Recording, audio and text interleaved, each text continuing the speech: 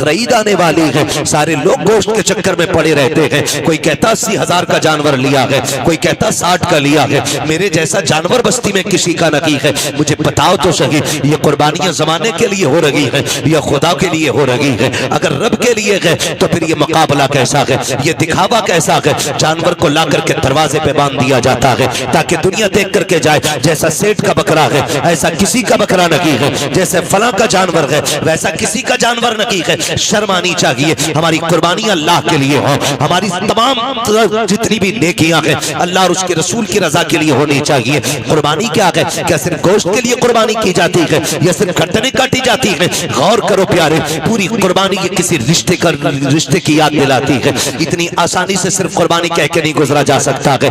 आप देखो तो सही तारीख का ये बाप पलटो, लोग हज करने के लिए जाते हैं, सफा मरवा की सही ये माँ बाप की और औलाद के रिश्ते की याद दहानी है। आप देखें ज़मज़म आप पिएंगे तब भी तुम्हें माँ और बेटे का रिश्ता दिखाई देगा। आप जाएंगे जब शैतान को कंकर मारेंगे वहां भी तुम्हें बाप बेटे का रिश्ता दिखाई देगा। जब गर्दन पे छुरी चलाते हो जानवर की, गौर से देखना वहां भी बेटे का बाप का रिश्ता नजर आएगा। ये रिश्ता कितना अजीम है रब की बारगाह में। आप गौर तो करो प्यारे, आज हम ये समझ लेते हैं क्या किया दुनिया के बाप पालते हैं, हमारे बाप ने पाला तो कौन सा बड़ा काम कर दिया। हम नादान हैं, गलत कह रहे हैं इस बात को। उनसे पूछो जिनके पास बाप का साया नहीं है, जमीन कितनी तंग नजर आती है, खुशियां कितनी महदूद हो जाती है जब सर से बाप का साया चला जाता है। खुदा की कसम अगर बाप होता है तो पता नहीं चलता जवानी कब आ गई है, और अगर बाप चला जाता है तो फिर जवानी मुश्किल से मैसर हुआ करती है। जिस उम्र में बस्ते और किताबें होनी चाहिए उस उम्र में हाथों में औजार आ जाते हैं, मैकेनिक बना दिया जाता है, होटलों के बर्तन आ जाया करते हैं। माँ बाप का न होना जिंदगी को तबाह बर्बाद कर देता है। अल्लाह ने माँ बाप जैसी दौलत दी है, नौजवानों उनकी इज्जत करना, उनकी खिदमत करना। जब तक माँ बाप होते हैं ये समझ लेना खुदा की रहमतें नाजिल होती रहती है। मैं तारीख का ये बाप पलटना चाहता हूँ। आप तारीख उठा करके देखिए, अल्लाह के खलील हजरत इब्राहिम अलैहिस्सलातु व तस्लीम, हजरत इब्राहिम की आप जिंदगी पढ़िए। आपने पूरी जिंदगी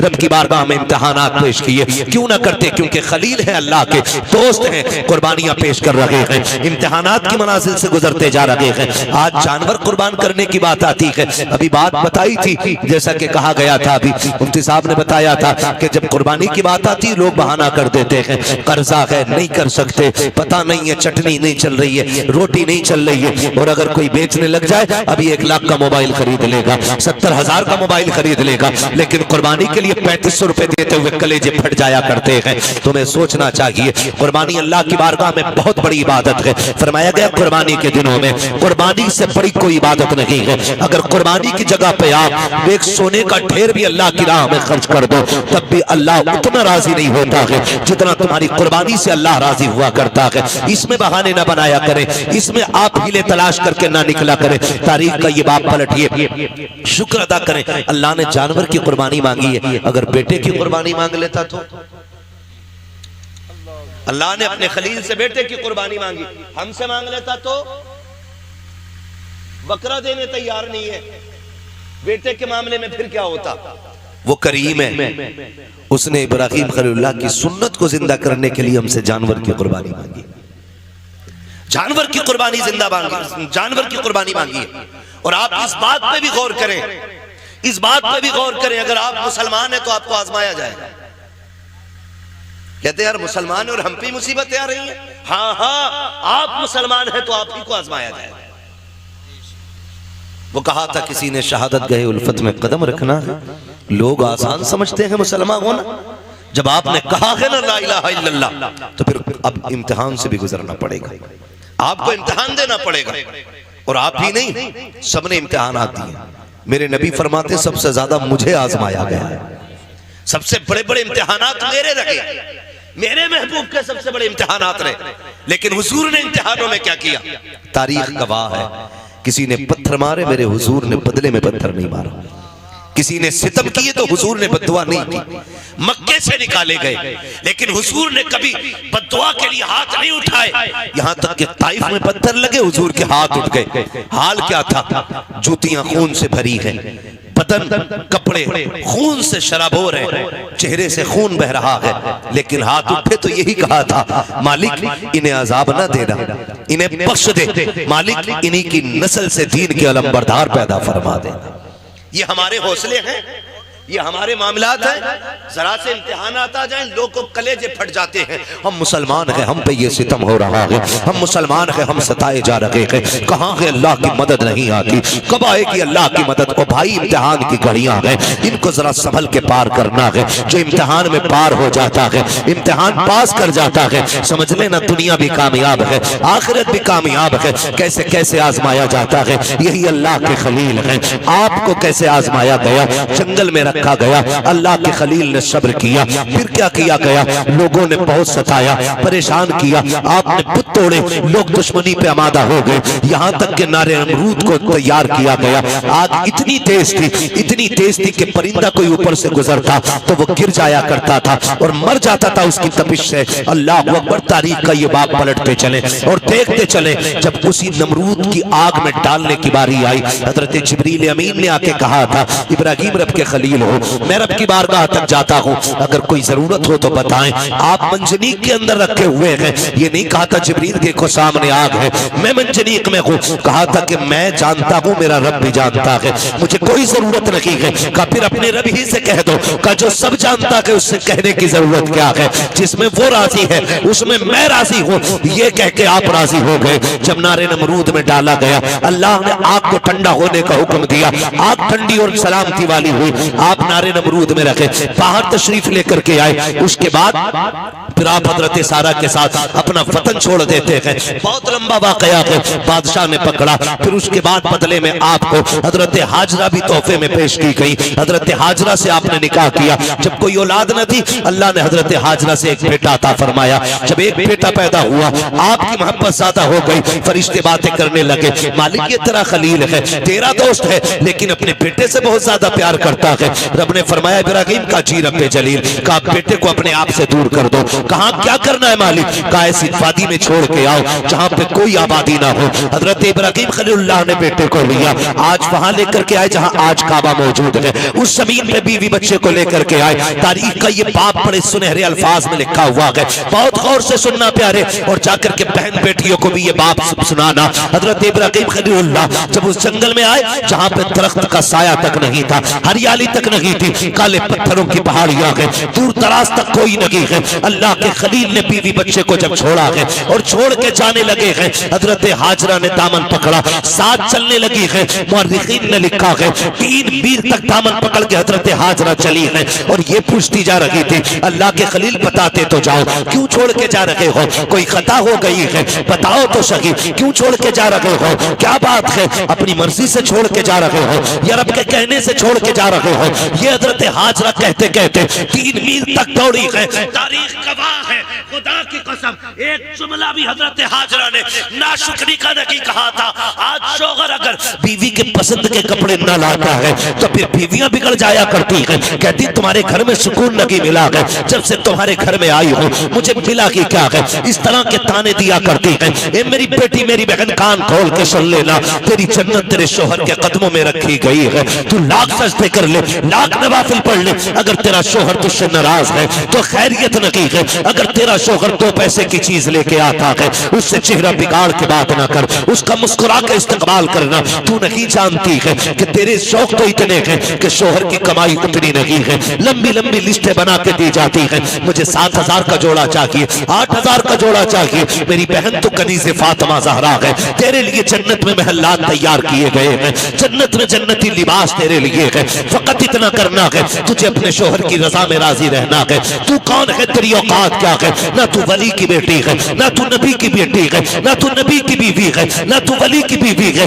तारीख का ये बाप पलट के तो देखो, हजरत हाजरा को अल्लाह का खलील छोड़ के जा रहा है, जंगल में छोड़ के जा रहे हैं। कोई दरख्त नहीं है, कोई साया नहीं है, जंगल की जंगल है। 3 मील तक दौड़ी है, दामन पकड़ के दौड़ के कहा था, खलील ये तो बता के जाओ, क्यों छोड़ के जा रहे हो? इतनी सी खजूरें, इतना सा सा पानी, ये किसके सहारे है? अल्लाह के खलील की आप तारीख पढ़िएगा। आग में डाले गए हैं, अल्लाह के खलील नहीं रोए गए, वतन छोड़ा गए नहीं रोए गए, नमरूद की फौज ने पीछा किया गए नहीं रोए गए, लेकिन जब बेटे को जंगल में छोड़ के जा रहे हैं, लोग कह दिया करते हैं मेरे बाप का रिश्ता की क्या है, मेरा बाप मुझसे प्यार नहीं करता है। गैरत आनी चाहिए। खुदा की कसम वो खलील जो नमरूद की आग से लग करके नहीं रोया, वो खलील जो आग में डाला गया तब आंसू नहीं आए, दुश्मनों ने पीछा किया तब नहीं रोया, लेकिन आज जब बेटे को छोड़ के जा रहे हैं, आंख से आंसू टप टप गिरते जा रहे हैं। शरीक हयात ने कहा था अल्लाह के खलील बताते तो जाओ, इस जंगल में क्यों छोड़ के जा रहे हो?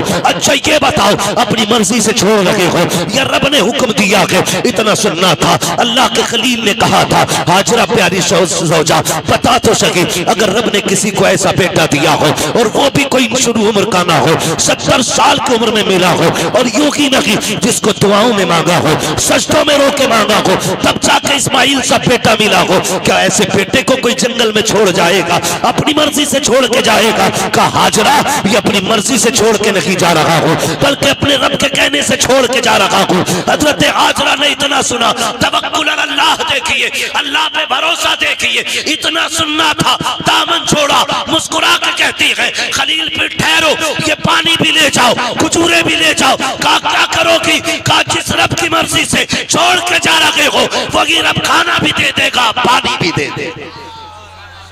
इसे तवक्कुल अल्लाह कहते हैं। क्या बात है। नारे तकबीर, नारे रिसालत, मसलके आला हजरत खतीब अहले सुन्नत मुफ्ती हम्माद रजा मुरादाबादी, नारे तकबीर। ये रिश्ता होता है माँ बाप का, इसे समझने की कोशिश करें। जो खलील नारे नमरूद से न रोया, वो बेटे की जुदाई पे रो दिया, वो बेटे को छोड़ते वक्त रो दिया। सोच तो सही, कैसे कह देते हो मेरा बाप प्यार नहीं करता? खुदा की कसम खा के कहता हूं, मंडी चले जाओ, मार्केट चले जाओ, जितने मजदूर थैले हाथ में लेके खड़े होते हैं ना, उनसे पूछना इस उम्र में क्या जरूरत थी इतनी गर्मी में काम करने की? सिर्फ यही कहेगा बच्चों का पेट है, बच्चों के लिए आया हूं। बच्चों की जरूरतें माँ बाप को मौत तक ले जाती हैं, और औलाद कहती है क्या किया है मेरे बाप ने, क्या किया है मेरे बाप ने? खुदा की कसम अगर तेरे हलक में हराम का लुकमा नहीं जाने दिया है तो सबसे बड़ा एहसान किया है तेरे बाप ने तेरे ऊपर, बहुत बड़ा एहसान किया। और मैं ज्यादातर नौजवान बेटे आपसे गुजारिश कर जाऊं, आप ही के रामपुर से एक दिन फोन आया, कहा गया कि मौलाना हमारे अब्बा को समझाइए। मैंने कहा बात क्या? उसने कहा रिश्ते नहीं हो रहे हमारे। मैंने कहा वजह? उसने कहा वजह यह है कि जो भी रिश्ता करने आता है वो ये पूछता है कि तुम्हारा बाप क्या करता है, या मेरे बाप से पूछता आप क्या करते। तो जब वो कहते हैं हम रिक्शा चलाते, तो रिश्ते करने वाले लौट के चले जाते। तो उसने कहा हमें गैरत आ रही है, हमारा बाप रिक्शा चला रहा है। मैंने कहा ठंडे दिमाग से सोच, शाम को तेरा बाप आता है तो कपड़े पसीने में भीगे होंगे। कहा हाँ।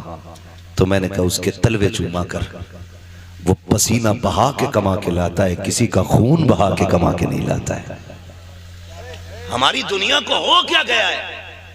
हमें करोड़पति चाहिए, चाहे दलाल हो, रिश्वतखोर हो, ब्याज लेने वाला हो, हराम की दौलत इकट्ठे करने वाला हो। ये चार चांद कब तक? जब तक मौत नहीं आ रही। जिस दिन मरोगे तो याद रखना गरीब की भी कब्र वही बनती है जहां अमीर की बनती है। फिर इतराना किस बात पर है? नौजवानों, अपने मजदूर बाप की इज्जत करना, मजदूर बाप की इज्जत करना। उसने कम से कम तुम्हें हलाल के लुक़्मे खिलाए। फरमाया गया जो हराम के लुक़्मे खा के बढ़ेगा जिस्म, वो जहन्नम का ईंधन बनाया जाएगा।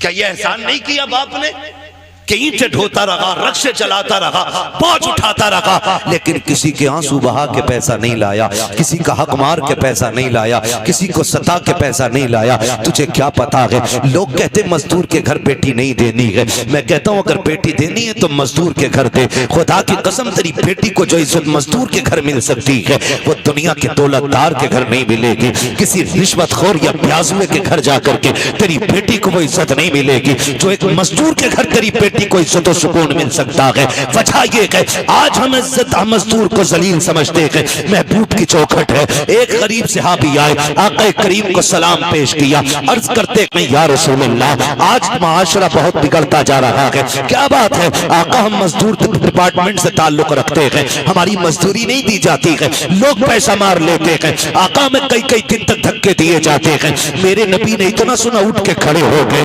फरमाया मुसाफा नहीं करोगे? कहते हैं या रसूल अल्लाह, हाथ ऐसे नहीं है जो आपके हाथ में दिए जा सके। क्या बात है? काका इन हाथों से मजदूरी करता हूँ, हाथों में छाले पड़े हैं, फेटे हैं, कहाँ आप जैसे, आपके गुलाब जैसे हाथ, कहाँ मेरे ये सख्त हाथ। आका खैरत आती है आपके हाथ में हाथ देते हुए। मेरे नबी ने उसके हाथ देखे, फरमाया ला तेरे हाथों को बोसा दे दो। इतना सुनना था, मजदूर की आंख में आंसू आ जाते हैं। या रसूल अल्लाह, आप बोसे की बात करते हैं, यहाँ मजदूर को बगल में बैठा के कोई पानी नहीं पिलाता है, यहाँ साथ बैठा करके कोई एक प्लेट में खाना नहीं खिलाता है। आका आप हैं कि चूमने की बात कर रहे हैं। मेरे नबी ने इतना सुना, फरमाते हैं खाली सिर्फ निजाम नहीं बनाना है, बल्कि जमाने को मजदूर की इज्जत भी बतानी है। आका करीम ने जब मजदूर के हाथ को बोसा दिया, तड़प गया आका, इतनी इज्जत। फरमाया सिर्फ इज्जत नहीं, एक कानून भी बता रहा हूँ, जाओ जमाने से कह देना कि मजदूर की मजदूरी पसीना सूखने से पहले दे दो। कहा ये इज्जत किसने दी है? तो बता देना ये इज्जत मदीने वाले मुस्तफा ने अता की। हम मजदूर को हिकारत से देखते हैं, और मेरे नबी ने फरमाया लो एक इज्जत का ताज और दे रहा हूं। हुजूर कौन सा? फरमाया अल कासिबु हबीबुल्लाह, जो मेहनत मशक्कत करके कमाएगा, कयामत में अल्लाह उसे अपने हबीबों की सफ में जगह अता फरमाएगा। तो कम से कम इतना ख्याल करें नौजवानों, हम तो अपने बाप की मेहनत का ख्याल करें। अगर ये दुनिया वाले हमें मजदूर का बेटा कहते हैं तो कहने दें, हमें उस बाप की इज्जत करनी है जिसने चौक में गालियां खा के, मजदूरी पे धक्के उठा के हमें पाला है। तुमसे तो कम से कम इतनी तवक्को होगी उस बाप को कि कोई इज्जत करे ना करे, मेरा बेटा तो इज्जत देगा ना। अगर वही औलाद उसे जलील करने लगे तो बताओ वो जी के क्या करेगा? क्या करेगा वो जी के? जब वही औलाद उससे कहती हो कि तुझे टुकड़े डालने से बेहतर है कुत्ते को टुकड़े डाल दिया जाए, क्या करेगा वो बाप जी के? उसे हार्ट अटैक नहीं आएगा? उसे हार्ट अटैक नहीं आएगा? वो रोएगा नहीं अपनी कमनसीबी पे? क्या वो भूल गया होगा उन दिनों को जब तुझे गोद में उठा के वो गली गली फिरता रहा?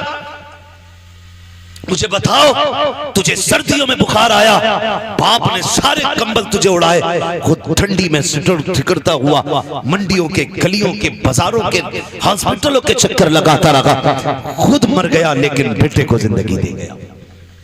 लाजिम है हर बेटे पे अपने माँ बाप की इज्जत करे, अपने माँ बाप की इज्जत करे। पढ़े तारीख, आप कभी ये नहीं कह सकते अपने बाप से आपने क्या किया मेरे लिए। खुदा की कसम, जितना एक बाप कर देता बेटे के लिए, कोई तुम्हारे लिए उतना नहीं कर सकता। मैं तो चैलेंज के साथ कहता हूं, एक बाप को तोलने के लिए ना खुदा की कसम जिंदगियां कम पड़ जाएंगी, लेकिन बाप की मशक्कतों का अंदाजा नहीं लगाया जा सकता। आप भी जानते हैं एक आदमी को अपना पेट पालने में कितनी मुश्किल आ सकती है। कोई मुश्किल बात है एक आदमी को पेट पालना? कोई मुश्किल बात नहीं, और कोई मशक्कत भी नहीं। अकेला बंदा कहीं भी खा पी के गुजारे कर लेता है, लेकिन दुनिया भर की सहूलतें बाप औलाद के लिए उठाता है, औलाद के लिए उठाता है। बेटा पैदा हो मीठा तकसीम करता है, जवान हो जाए तो निकाह की तैयारियां करता है।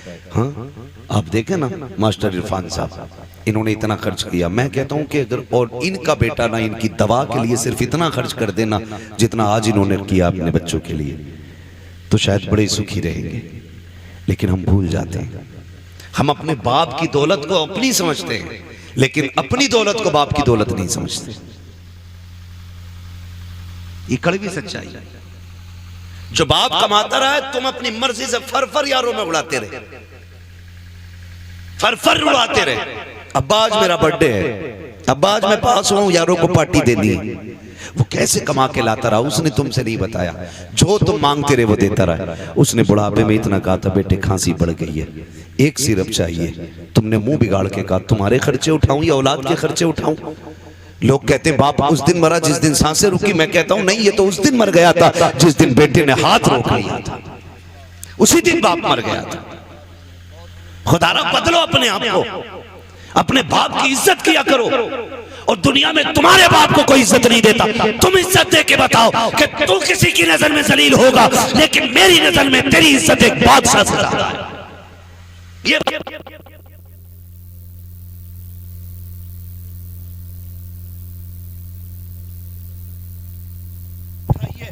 कम से कम बुढ़ापे में आके तुम्हारी मोहब्बत की वजह से उसकी थकन उतर जाए, ये कोशिश किया गया।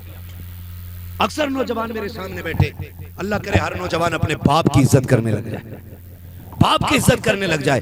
हम तो ये सोचते हैं ना, ये सोचते हैं ना जो भी कमाया वो हमारा है, हमारे बाप का कुछ नहीं है। नहीं, ख्याल करो यार, ख्याल करो।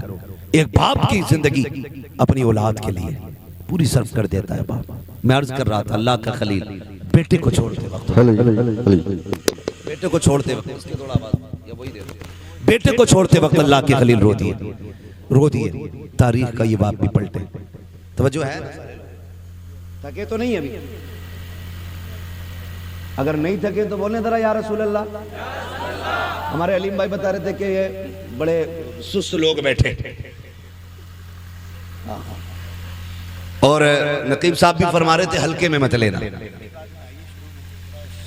अल्लाह सलामत रखे। मैं आपसे ये भी नहीं कहूंगा कि आप हाथ उठा के सुभान अल्लाह को या उठ के सुभान अल्लाह को। मैं कहता हूं जो मैं बात कह रहा हूं इसे दिल पे लिख के ले जाना। अगर आज के बाद एक बाप को भी इज्जत मिल गई ना, तो मैं समझूंगा हम सबका यहाँ आना कामयाब हो गया, आपका बुलाना कामयाब हो गया। बस यही कोशिश रहती है। मेरी तकरीर तबे यार को बेचैन करती है, सबब क्या है वही कहता हूं जो दिल पर गुजरती है।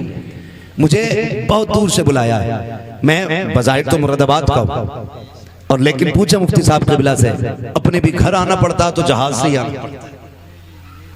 हाँ, बिना फ्लाइट के अपना घर भी मैसर नहीं होता है। अल्लाह ने ये ड्यूटी लगा रखी है, जब तक वो चाहेगा ये नौकरी अंजाम देते रहेंगे। मगर आपसे इतनी गुजारिश है, इतनी मेहनत से हमारे इरफान भाई ने ये महफिल सजाई है, ये कोशिशें की हैं, आपके बैठने का इंतजाम किया है, सिर्फ इसलिए किया था कि हमारी बस्ती वालों तक दीन की कुछ बातें पहुंच जाए, दीन की कुछ बातें पहुंच जाए। अल्लाह करे आज के बाद किसी बाप को इज्जत मिल जाए, कोई मां मुस्कुराने लग जाए, खुदा की कसम फिर समझ लेना इनका ये जो सारी कोशिशें करना है अल्लाह की बारगाह में मकबूल हो गया। अल्लाह के खलील तो छोड़ के आ गए, हजरत हाजरा ने बेटे को लिया, पलट के उसी जगह पे आई जहां छोड़ के गए थे। पहली शाम आई, जब शाम आई तो दरिंदे जानवर बाहर निकल के पहाड़ियों से आए, बाहर निकल के आए पहाड़ियों से और चीखने लगे। जब बोलने लगे, हजरत हाजरा की गोद में हजरत इस्माइल है, आपने ना एक खारदार लकड़ी तोड़ी दरख्त से, किसी पेड़ की कोई शाख तोड़ी और उसको आसमान में घुमाया। फिर आपने जानवरों को मुखातब करके कहा, खबरदार शर्म नहीं आती है? देख नहीं रहे हो किस पे भौंक रहे हो? मैं एक नबी की माँ हूँ, एक नबी की बीवी हूँ, मेरी गोद में जो लाल है कोई आम बेटा नहीं, मेरी गोद में रब का इस्माइल लेटा हुआ है, रब का इस्माइल लेटा हुआ है। का खबरदार भौंकने की जरूरत ना करना, हम पे भौंकने का मतलब है नबी की इज्जत पे भौंकना। इतना कहा सारे जानवर पलट के चले गए, सारे चले गए। फिर वो पानी, वो खजूरें, वो सत्तू, वो क्या सब कुछ जो भी दिया था कब तक चलना था, सारा ही खत्म हो गया। जो भी जो भी खाने पीने का सामान था खत्म हो गया। लेकिन माँ होती है। फिर वो वक्त भी आया कि माँ के सीने का दूध भी खुश्क हो गया। फिर जब बेटे ने सूखी जबान होठों पे फेरी तो माँ से देखा ना गया। तारीख गवाह है, हज करने के लिए जाओ, हुक्म होता है सफा मरवा की सही करो। मालिक ये क्या है? कहा यहाँ मेरी हाजरा दौड़ी थी। फिर क्या करना है? कहा जब तक दौड़ेगा नहीं तेरा हज पूरा नहीं होना है, तुझे दौड़ना जरूरी है। मालिक क्यों दौड़ाया गया? का जब जब यहाँ आके तुम दौड़ोगे ना तो तुम्हें माँ और बेटे की मोहब्बत का एहसास हो जाएगा। एक माँ ने बेटे की मोहब्बत में कितने चक्कर लगाए हैं, 7 चक्कर लगाए। माँ तो माँ होती है। बेटे को लिटाया जमीन पे, आपने एक पत्थर इधर से रखा, एक इधर से रखा, एक पत्थर ऊपर से रखा, 3 पत्थरों से बेटे का थोड़ा सा धूप का साया किया। उसके बाद दौड़ लगाई है पानी की तलाश में। आप दौड़ करके पहाड़ के सिरे पे चढ़ी है, चारों तरफ देखा, पानी नजर नहीं आया। फिर ख्याल आया मेरे बेटे को कोई जानवर न ले जाए। फिर पलट के वापस आई है, फिर बेटे की खुशकी देखी है, फिर दौड़ लगाई है। बाज मार्रिखीन ने यहाँ तक लिखा है कि 7वें चक्कर पे हजरत हाजरा गिर जाती है। अल्लाह अकबर, जब गिरी है इधर हजरत इस्माइल ने एड़ियां रगड़ी है। जब एड़ियां रगड़ी, रब ने फरमाया जिब्रील जी रब्बे जलील जल्दी कर दौड़ के जाकर के मेरे इस्माइल की एड़ियों की जगह से चश्मा जारी करके। तारीख गवाह है, हजरत हाजरा ने खुद को संभाला और दौड़ करके आई। क्या देखती है, जहां बेटे के पैर लग रहे थे वहां से पानी का चश्मा जारी हो गया है, चश्मा जारी हो गया है। आज दुआ के लिए तुम मियाओं के चक्कर लगाते हो, खानकाहों में डूब जाते हो। जिससे दुआ लेनी थी तुमने उससे दुआ नहीं दी। अगर तकदीर बिगड़ रही है, बरकत नहीं हो रही है, जाके माँ से दुआ ले ले। खुदा की कसम, जिसकी कहीं नहीं सुनी जाती है उसकी माँ की चौखट को सुन ली जाती है। नारे तकबीर, नारे रिसालत, मसलके आला हजरत मुफ्ती हम्माद रजा मुरादाबादी सवी अख्तर रामपुरी। नारे तकबीर। मुफ्ती साहब फरमा रहे हैं, भाई ये लोग सुन रहे हैं। तो मैं तो ये समझता हूं कि अगर दिल हुजूर से लग जाए तो फिर महफिलों से लोग उठा नहीं करते। वाह वाह वाह, बहुत। हाँ, और अगर महफिल में दिल लगने लग जाए तो समझें कि हुजूर की नजर करम हो गई है, हुजूर की नजर करम हो गई है। हुजूर आपकी तरफ नजर करम फरमा चुके हैं। बस मैं आपसे इतनी गुजारिश करूंगा, फरमाएगा या अय्युहल्लज़ीना आमनू उदखुलू फिस्सिल्मी काफ़ा, ए ईमान वालों पूरे पूरे इस्लाम में दाखिल हो जाओ, पूरे पूरे दाखिल हो जाओ। अल्लाह तौफीक दे। कुर्बानी आ रही है तो सारे लोग कोशिश करें, कुर्बानी करें। जिन पर वाजिब है करेंगे इंशाअल्लाह, जिन पर वाजिब है करेंगे इंशाअल्लाह। उम्मीद है जितने नौजवान बैठे हैं, जो भी साहिब निसाब होंगे इंशाअल्लाह वो कुर्बानी जरूर करेंगे। हाँ, अल्लाह ताला हमें अपनी सच्ची मोहब्बत अता फरमाए। और थोड़ा सा ख्याल करें, एक पैगाम आखिर में चलते चलते मैं ये भी दे दूं, मेरे भाई कोशिश ये करें।